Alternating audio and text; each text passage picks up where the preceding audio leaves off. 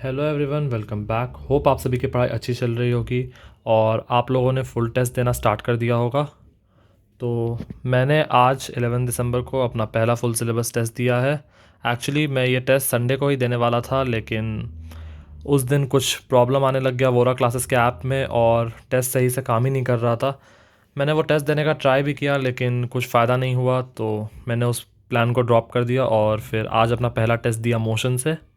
मैंने पहले past year papers दिए हुए हैं, लेकिन उनका ज़्यादा कुछ यूज़ नहीं है क्योंकि प्रीवियस ईयर सारे ही मेरे सॉल्व हो गए थे, तो बहुत सारे आंसर मुझे रटे हुए थे, इसीलिए उनको मैं काउंट नहीं करता अपने फुल सिलेबस टेस्ट के लिस्ट में। तो आज मैंने मोशन का फुल सिलेबस टेस्ट दिया, जिसमें मुझे टोटल 123 मार्क्स है। एक्चुअली मैंने 37 क्वेश्चन अटैम्प्ट किए, जिसमें से मेरे 5 क्वेश्चन रॉन्ग हुए। 2 मैथ्स में, 2 फिज़िक्स में और 1 केमिस्ट्री में, या 2 केमिस्ट्री में 1 फिज़िक्स में, ऐसा ही कुछ है।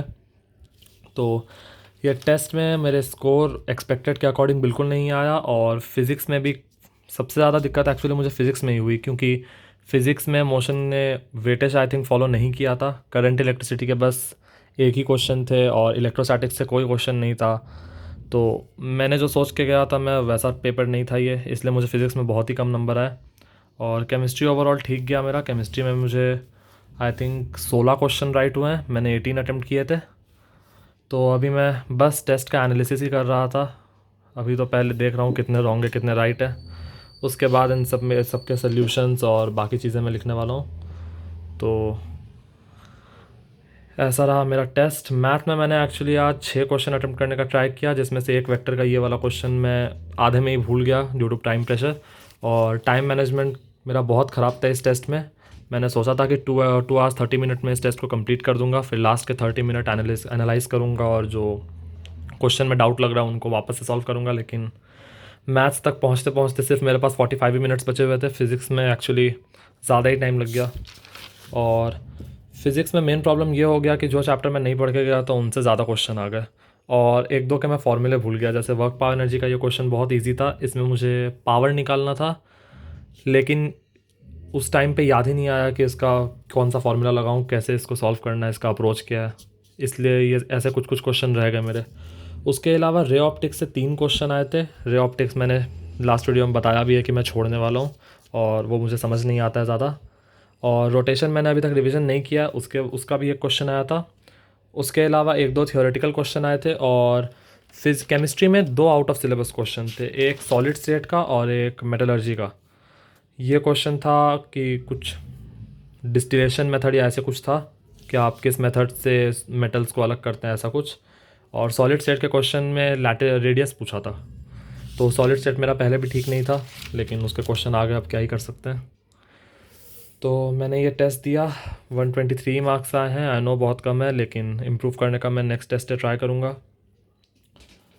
आप लोग भी अपने टेस्ट के स्कोर ज़रूर शेयर करें मेरे साथ, ताकि मुझे भी कंपटीशन का अंदाज़ा लगते रहे। मोशन का टेस्ट बाकी सारे मामलों में ठीक है, बस इसमें एक ही प्रॉब्लम है कि इसमें कितने लोगों ने टेस्ट दिया और आपकी कितनी प्रेडिक्टिव परसेंटाइल है वो नहीं आती है। तो उसके लिए मैंने JMPP लेने का डिसाइड किया है। एक्चुअली मैं मैथन गो की मिनी सीरीज़ लेने वाला था, लेकिन इस साल मैथन गो ने वो लॉन्च ही नहीं किया है शायद, तो मैं JMPP के साथ जा रहा हूँ। मैंने लास्ट ईयर भी उसे दिया था और वो मुझे ठीक लगता है। लेट्स सी, मैथन गो अगर वापस लॉन्च करेगा अप्रैल अटेम्प्ट के लिए मिनी सीरीज़, तो मैं ऑफ कोर्स उसे ही लूँगा। और उसके अलावा मैंने सोचा है बीच बीच में मैं 2022 के पास्ट ईयर पेपर्स भी देता रहूँगा, कम से कम 1-2 तो दूंगा ही, ताकि मुझे उसका भी थोड़ा अंदाज़ा लगे टाइम मैनेजमेंट अच्छा होने के बाद।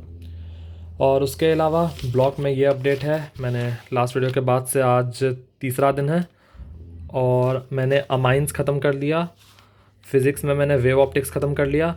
मेरा रोटेशन रिवीजन स्टार्ट हो गया है, लेकिन इसके प्रैक्टिस अभी तक नहीं हुआ है क्योंकि मैं फ्लूइड और रोटेशन के बीच में मैंने स्विच करते करते बहुत टाइम वेस्ट कर दिया है इसमें।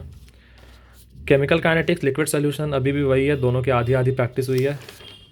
ये अमाइंस के क्वेश्चन है जो मैंने कल लगाए थे।